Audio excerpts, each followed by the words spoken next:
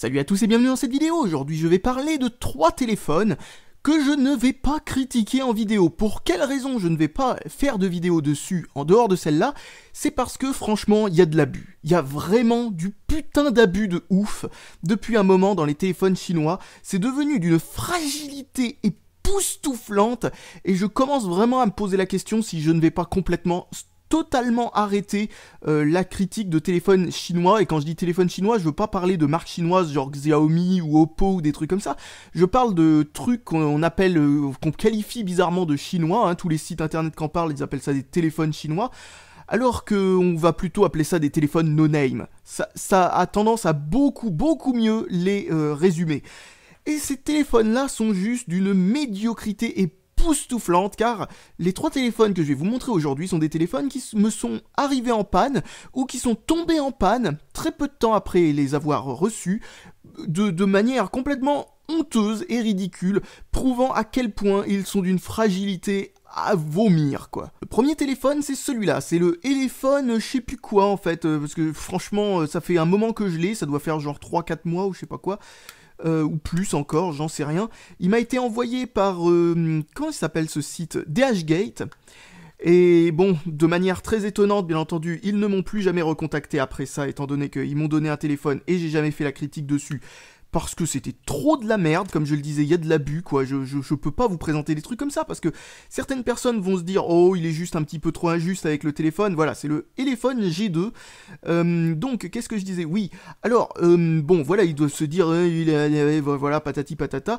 Et je me dis « Non, autant ne pas en parler du tout, parce que le fait d'en parler, même si c'est en mal, c'est leur faire de la pub, et c'est de la pub qu'ils ne méritent juste pas du tout. Ils méritent, ces marques, le plus total mépris, quoi, l'ignorement, je sais pas si c'est vraiment le mot, enfin le fait d'être ignoré totalement et de manière complète, quoi, c'est-à-dire je pense qu'aucun testeur devrait en parler parce que c'est de la merde, c'est tout bêtement de la merde, ou alors s'ils en parlent, ce serait pour prévenir, parce qu'il y a de gros soucis avec ce téléphone. Donc ce téléphone là, donc bon bah il a jamais été bien parce que à son prix il était avec une configuration plutôt pourrie, c'est-à-dire un MT6732 mais avec que 1 gigaoctet de RAM, et 1 gigaoctet de RAM pour ce processeur là c'est juste pas possible. Et donc, surtout sur Android 5.1 et 5.0 plutôt, parce qu'il vient avec Android 5.0, la fameuse version buggée habituelle. On l'a déjà vu dans plein d'autres vidéos, alors je vais pas vous le remontrer à nouveau. Le truc qui m'a fait dire que non, ça suffit, je vais même pas faire de vidéo dessus, c'est que l'écran s'est décollé tout seul. Alors j'arrive plus à retrouver à quel endroit, c'est sur ce côté-là a priori.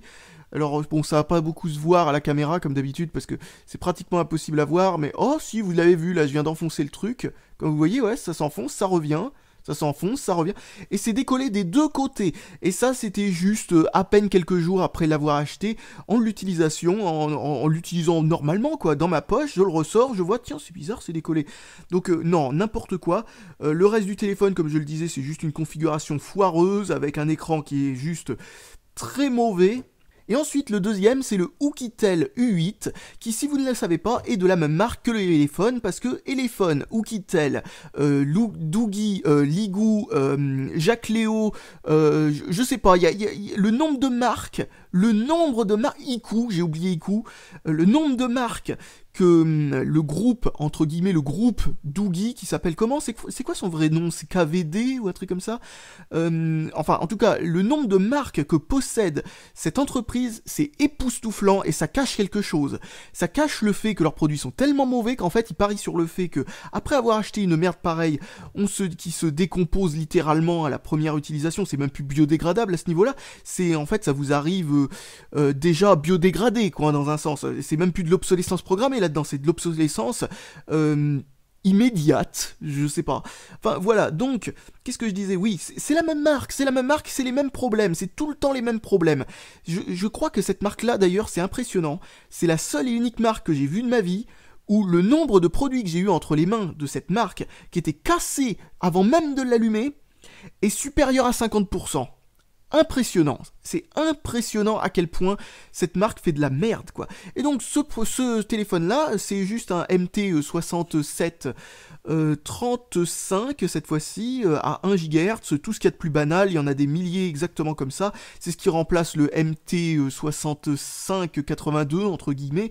Ce téléphone-là est juste affreux dans le sens où, au prix où il était vendu surtout, c'était n'importe quoi. Il est tout en métal, c'est bien le seul point positif, il est solide et tout, parce qu'il y a une épaisseur de métal qui est particulièrement importante. Donc, ce téléphone-là, étrangement, bien il m'est arrivé avec un problème bizarre que je n'avais jamais vu. Je l'allume, il se décharge, puis ensuite, après avoir fait l'intro de la vidéo où j'étais pas positif, mais relativement positif sur ce téléphone, je le branche au secteur, il ne se recharge pas. Il se décharge, mais il ne se recharge pas. Neuf d'origine comme ça. Alors, pour voir d'où venait le problème, je l'ai ouvert, et je me suis rendu compte, comme vous pouvez le constater, qu'il n'y a pas de cran. Il n'y a absolument aucun cran pour maintenir le truc en place. Et donc ça pose un problème parce que bon bah voilà, il y a du scotch tout autour, une très fine bandelette de scotch tout autour. Et cette très fine bandelette de scotch, c'est le seul truc qui empêche le téléphone de s'ouvrir en deux. Donc c'est bien d'avoir du métal, mais ne même pas tenir le truc d'une manière convenable. Je veux dire, regardez-moi ça, 1 mm de scotch tout autour, 1,5 mm ou un truc de genre, même pas une grande bande de scotch sur le haut ou sur le bas, comme on ferait normalement avec un téléphone, on va dire, de qualité convenable. Par exemple, en haut et en bas de l'écran, habituellement il y a du scotch, qui n'est sûrement pas le cas non plus, j'y pense, pour l'écran, étant donné que s'ils ont fait cette économie sur l'arrière du téléphone, je vois pas pourquoi il ne ferait pas la même économie sur le devant. Donc la batterie c'est un gros mytho, il marque 2850 mAh, il me semble que carrément sur leur site à eux, il y avait marqué un truc rigolo, c'est du style 3000 je sais pas quoi mAh.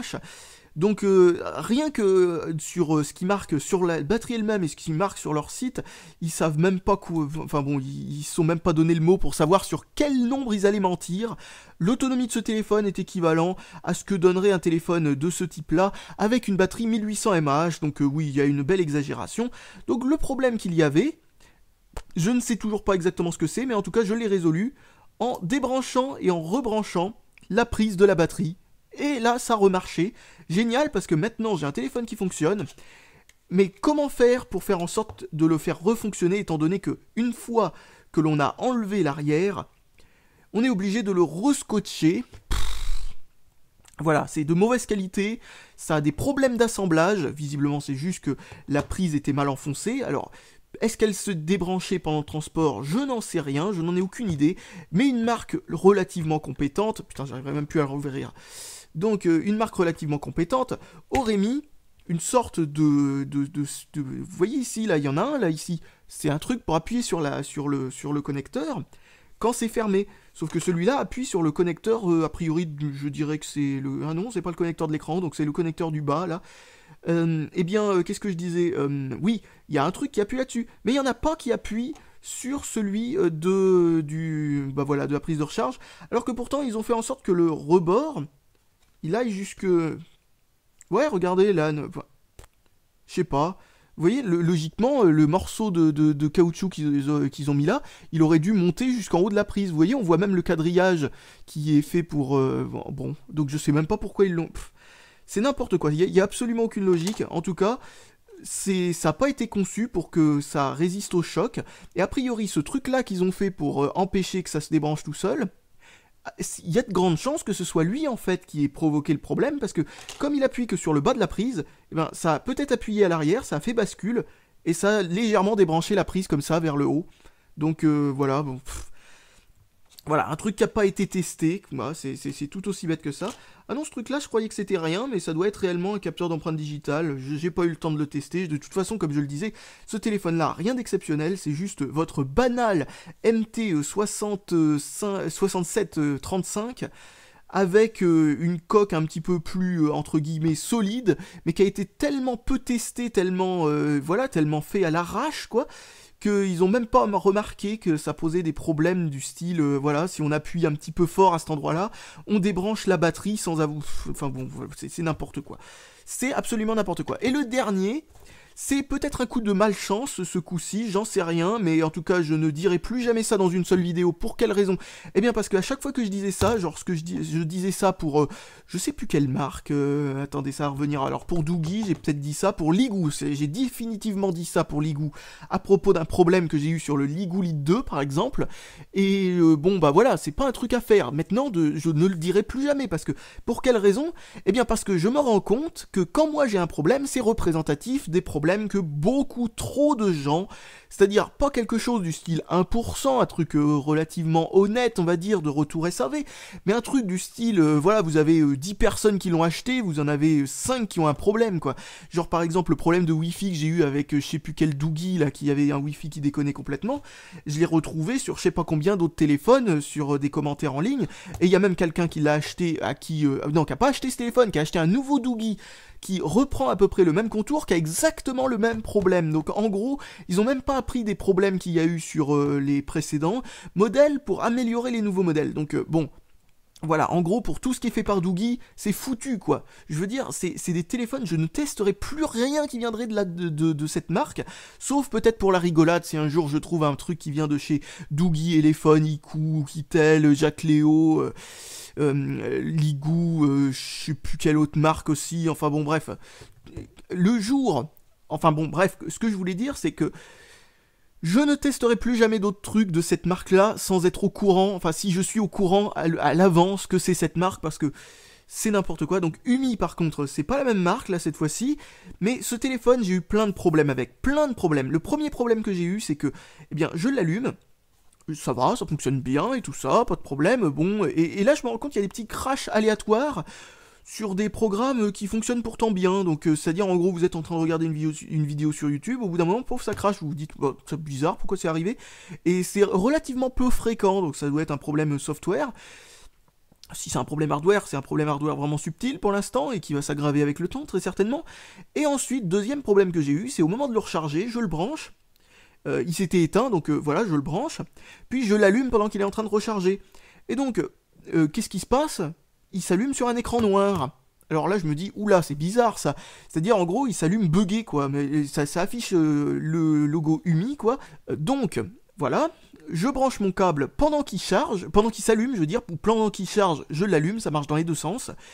Et là, juste après ça, avant de marquer Android, ça fait un gros glitch graphique. Et ensuite, voilà, juste avant de faire ça, ça fait un gros glitch graphique, ça fait une corruption. Et ensuite, bah, qu'est-ce que vous avez? Bah, vous avez un téléphone ensuite qui reste en écran noir. Alors qu'il a démarré, quoi. Donc je me dis, what the fuck? Donc il faut appuyer longtemps sur Power pour l'éteindre comme il faut, l'allumer quand il est débranché, puis ensuite l'allumer. Bon, là, ça fonctionne. Un truc amusant qui m'est arrivé ensuite, c'est que j'étais en train d'essayer de mettre à jour le firmware en me disant, bon, le problème que j'ai avec la recharge, c'est peut-être un problème de firmware, donc, et avec les bugs aléatoires, c'est peut-être un problème de firmware. Alors qu'est-ce que je fais? Je le branche à mon PC pour essayer de mettre à jour le firmware, et bah là, il détecte pas le téléphone, il me dit un truc, attends, c'est périphérique inconnu, et ensuite il me dit un truc du style, le périphérique a mal fonctionné, ou un truc comme ça, enfin voilà, le périphérique a eu un problème pendant son initialisation, ou l'initialisation du pilote USB, et ça ne fait rien, quoi, ça marche pas. Alors je réessaye, et à force de réessayer, sur différents PC, etc., j'en ai trouvé un où ça fonctionne, mais le truc arrête pas de se déconnecter, se reconnecter, se déconnecter, se reconnecter, donc il y a un sacré problème avec l'USB, et là encore ça doit être firmware le problème, parce que j'ai utilisé une clé USB en OTG, donc je branche d'un côté, et hop, je branche mon stick USB, ma clé USB de l'autre côté, et ça marche direct, il n'y a pas de problème de connexion, etc., donc ça veut dire que bah, y a rien qui déconne, à part peut-être quelque chose en interne dans le téléphone, mais en tout cas, le port USB lui-même est bien soudé, parce qu'il n'y a pas de faux contact sur le port USB lui-même. Donc, problème ensuite, et là, c'est surtout rigolo, c'est que c'est là où vous allez voir que l'ironie, elle va jusqu'au bout. J'ouvre le slot pour la carte micro nano SIM même, j'avais une nano SIM là-dedans, et je l'avais mis, aucun problème, je la ressors, et là ça fait des bruits bizarres, je me dis oulala, alors j'essaye de le sortir délicatement pour pas casser quelque chose, et hop, deux trucs sortent, deux petits morceaux de métal, je vais essayer de la voir avec la caméra, deux petits morceaux de cuivre comme celui-là. Ah oui, on le voit bien. Donc voilà, et ça, qu'est-ce que c'est? Je vous le donne en mille. C'est les broches, parce que la deuxième nano SIM fonctionne aussi, c'est les broches de la carte, enfin du port SD qu'il y a dedans, le port pour carte SD de là-dedans. Oh bon Dieu, et vous savez ce que c'est le problème le plus ironique? C'est que j'étais en train d'essayer de mettre à jour le téléphone, donc je me suis dit, bon bah je vais utiliser à la place le port micro SD pour mettre à jour le téléphone, vu qu'il n'y a pas de mise à jour OTA avec ce truc. Problème, on est obligé d'utiliser une carte, oui on est obligé d'utiliser une carte SD pour faire la mise à jour, on peut pas faire ça avec la mémoire interne. Donc, ben voilà, j'ai sorti le truc, je voulais mettre une carte SD dedans et ça marche plus. Donc, je ne peux pas mettre à jour par USB, je ne peux pas mettre à jour par OTA parce que ça ne marche pas. Je peux pas mettre à jour avec avec la mémoire interne ou via une clé USB en OTG ou ce genre de truc. Et je ne peux pas non plus mettre de carte SD dedans. Voilà, le téléphone est en gros complètement foireux. Je peux m'en servir en tant que téléphone, hein, ça pose pas trop de problème. Mais voilà, le téléphone a trop de problèmes, quoi. Je veux dire, avoir autant de soucis qui sont arrivés les uns après les autres, c'est incroyable. Ça, à ce niveau-là, on peut juste pas le faire accidentellement. C'est juste pas possible, c'est pas permis que ça. Oh putain, non mais franchement. Donc, bon, j'espère que c'est un coup de malchance avec Umi, parce que j'ai aussi ce téléphone-là, le Umi Hammer S, qui se trouve là-dedans.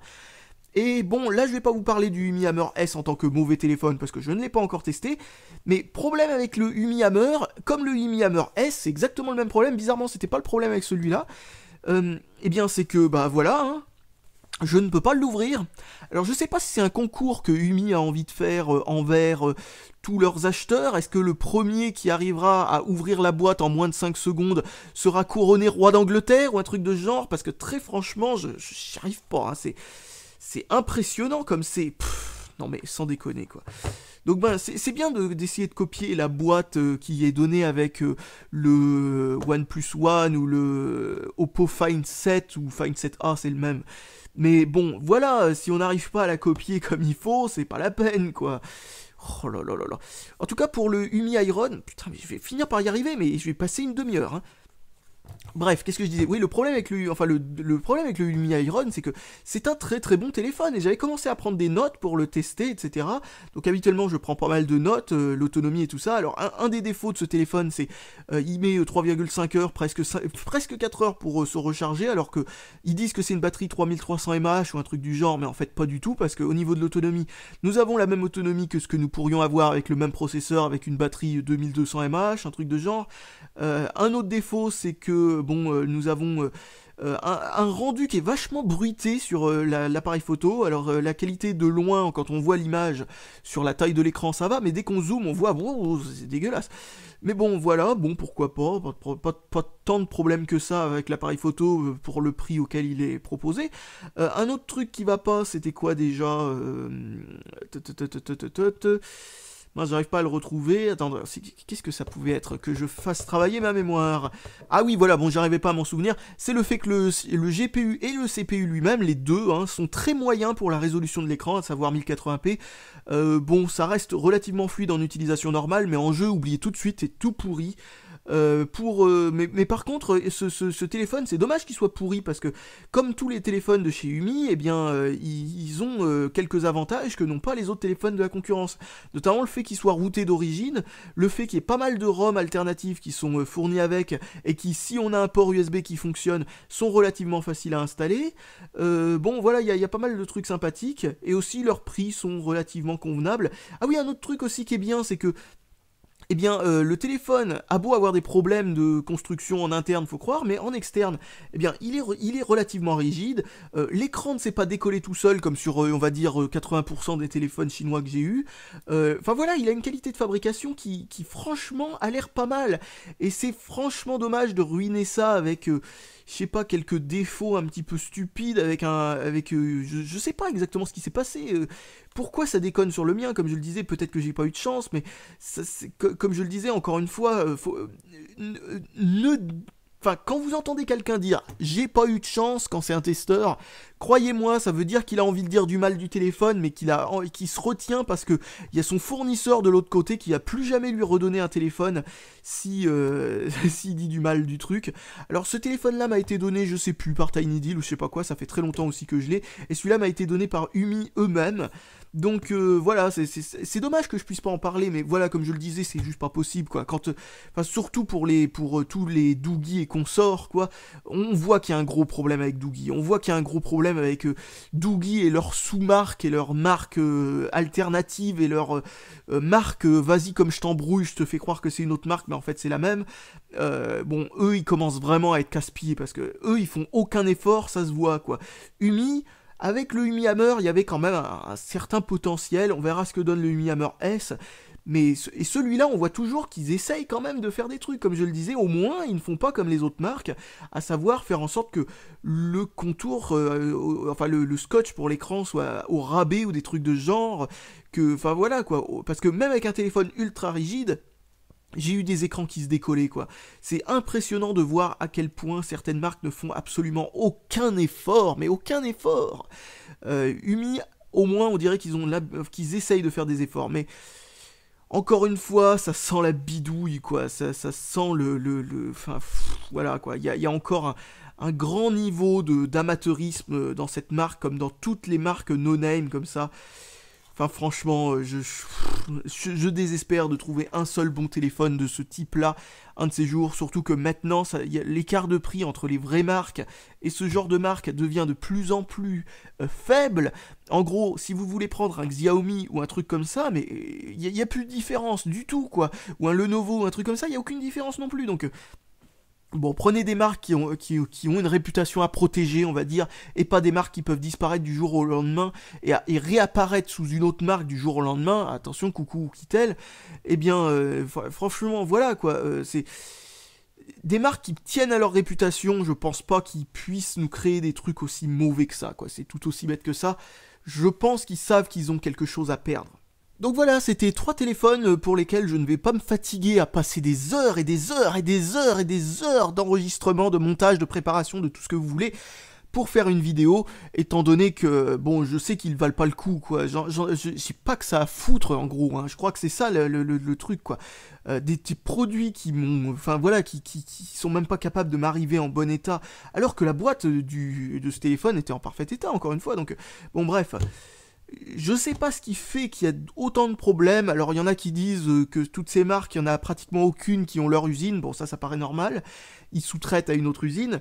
Mais en tout cas, il y a un truc qui est clair, net et précis. Si une marque a envie de garder sa réputation, il faut qu'ils arrêtent d'utiliser l'usine en question qui est incriminée pour faire ce genre de produits dégueulasses, quoi, qui d'apparence sont convenables, mais qui ont genre un taux de retour qui semble être, en tout cas d'expérience personnelle, je ne peux qu'imaginer que leur taux de retour, si les gens, on va dire, feraient l'effort de leur retourner le téléphone à chaque fois qu'il y a un problème, serait, et encore si on peut le faire, hein, parce que le problème avec ces marques aussi, c'est qu'il n'y a absolument aucun SAV, eh bien, qu'est-ce que je disais? Oui, eh bien, le truc, c'est que, à mon avis, c'est dans les 40 à 60%, parce que c'est le nombre de problèmes que j'ai eu sur ces trucs-là. C'est impressionnant, c'est genre, tout sort en panne. Vous pouvez toujours essayer de vous auto-convaincre et vous auto-mentir, surtout, sur le fait que, eh bien, ce genre de marque propose des trucs convenables et patati et patata, mais croyez-moi, avec le nombre de téléphones que j'ai eu de ces marques-là entre les mains, je veux dire... Vous en avez eu combien, vous? 1, 6, grand maximum? Moi, j'ai dû en avoir plus de 40 maintenant. Eh bien, je peux vous le dire en toute honnêteté, ces téléphones, c'est de la merde.